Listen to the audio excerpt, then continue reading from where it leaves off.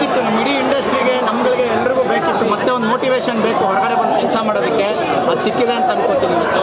ಹೀಗೆ ಇನ್ನೊಂದು ವಾರ ಮುಂದುವರೆದ್ರೆ ಇನ್ನೂ ಖುಷಿ ಆಗುತ್ತೆ ಅಂತ ಅನ್ಸುತ್ತೆ. ನಮ್ಮೆಲ್ಲ ನಟರಿಗೆ ಎಲ್ಲ ಕ್ರೆಡಿಟ್ ಹೋಗಬೇಕು, ಮಾಸ್ತಿ ಸರ್ ಎಲ್ಲರೂ ಇದ್ದಾರೆ, ಅವ್ರಿಗೆಲ್ಲ ಕ್ರೆಡಿಟ್ ಹೋಗಬೇಕು ಈ ಫಿಲಮ್ಗೆ. It's a technicians film, artist film, ನೀವೇ ನೋಡಿದ್ದೀರಾ. ಸೊ ಒಳ್ಳೆ ಸಿನಿಮಾ ಅಂತ ಅನ್ಸಿದ್ರೆ ಗೆದ್ದೇ ಗೆಲ್ಲಿಸ್ತಾರೆ ಅಂತ ಅನ್ಕೊಂಡು. ನಿಮ್ಮಲ್ಲಿ ಒಂದು ದೊಡ್ಡ ಜವಾಬ್ದಾರಿ ಐತೆ. ಯಾಕಂದರೆ ಹಿಂದಿನ ಮಾಡಿರೋಂಥ ಸಿನಿಮಾಗಳೆಲ್ಲ ಒಂದು ಸದಾ ಹೆಚ್ಚು ಸಿನಿಮಾಗಳು ಈ ಥರದ ಒಂದು ಕಂಟೆಂಟ್ ಅದು ಮಾಡಿ ಸೊ ನಿಮ್ಮ ಮೇಲೆ ಮತ್ತು ಇರೋರನ್ನ ಈ ರೀತಿ ತೋರಿಸೋದು ಎಷ್ಟು ಭಯ ಆಯಿತು ಮೊದಲಿಗೆ? ನನಗೆ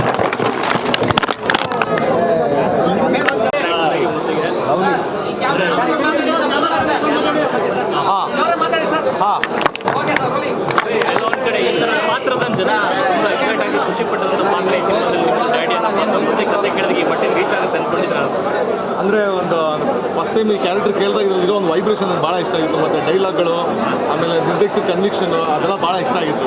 ಸೊ ಈ ಥರದ ಪಾತ್ರ ಮಾಡೋದಕ್ಕೆ ಆ್ಯಕ್ಟರ್ಗಳು ಭಾಳ ಖುಷಿ ಆಗುತ್ತಲ್ಲ. ಸೊ ಒಂದು ಐಡಿಯಾ ಇತ್ತು, ಇದೊಂದು ರೇಂಜಿಗೆ ಜನಕ್ಕೆ ಮನಸ್ಸಿಗೆ ಮುಟ್ಟುತ್ತೆ ಅಂತ. ಸೊ ಈಗ ರೀಚ್ ಆಗಿರೋದು ಭಾಳ ಖುಷಿ ಇದೆ. ಒಂಥರ ಫೀಲಿಂಗ್ ಗೊತ್ತಾಗ್ತಾ ಇಲ್ಲ ನಿಮಗೆ, ಎಲ್ಲ ಒಂದು ವೈಬ್ರೇಷನಲ್ಲಿ ಇದ್ದೀವಿ, ಭಾಳ ಖುಷಿಯಾಗಿದೆ. ಸೊ ಜನ ಇನ್ನೂ ನುಗ್ಗಿ ಹಿಂಗೆ ಥಿಯೇಟ್ರಿಗೆ ಬಂದು ಸಿನಿಮಾ ನೋಡ್ರೆ ಇನ್ನೂ ಖುಷಿಯಾಗುತ್ತೆ.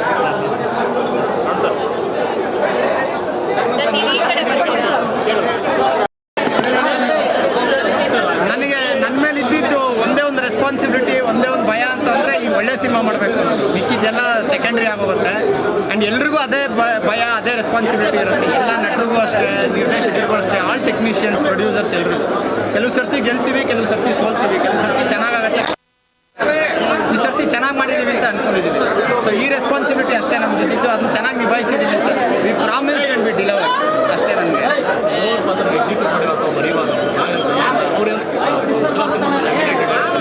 ಈ ಥರ ಪಾತ್ರ ಯಾವ ರೀತಿ ಎಕ್ಸ್ಪೆಕ್ಟ್ ಮಾಡ್ತಾರೆ ಅನ್ನೋ ನಿರೀಕ್ಷೆ ಜನ ಸ್ವೀಕರಿಸಿದ್ದಾರೆ. ಅಲ್ಲ, ನಾನು ಅಂದರೆ ಪಾತ್ರ ಬರೆದ್ಬಿಟ್ಟು ಯುವ ಅವ್ರನ್ನ ಕಾಸ್ಟಿಂಗ್ ಮಾಡಿದ್ವಿ. ಸೊ ಅದಾದಮೇಲೆ ಪಾತ್ರನೇ ಫ್ಯಾಮಿಲಿ ಓರಿಯೆಂಟೆಡ್ ಆಗಿತ್ತು ಆ್ಯಂಡ್ ಅಪ್ರೋಚೇ ಹಂಗಿದ್ದರಿಂದ ಆ್ಯಂಡ್ ಆ ಫ್ಯಾಮಿಲಿಗೆ, ಯುವ ಅವ್ರಿಗೆ, ಈಗಿನ ಜನ್ರೇಷನ್ಗೆ ಸೂಟ್ ಆಗುತ್ತೆ ಅಂತ ನಮ್ಗೆ ಅನ್ನಿಸ್ತು. Thank you. ಇಷ್ಟ ಆಯ್ತಾ ಫಿಲ್ಮು ನೋಡಿದಾಗ ಆಯ್ತು ನನಗೆ ಆಡಿಯನ್ಸ್ ಆಗಿ.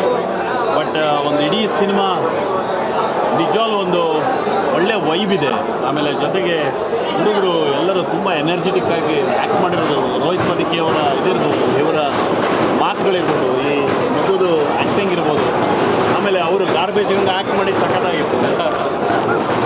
ಸಾರಿ, ನನಗೆ ಭಾಳ ಇಷ್ಟವಾಗಿತ್ತು. ಎರಡೇ ಸೀನ್ ಇದ್ದರೂ ಅದರ ಪ್ರಾಮಿನೆನ್ಸ್ ತುಂಬ ಚೆನ್ನಾಗಿತ್ತು.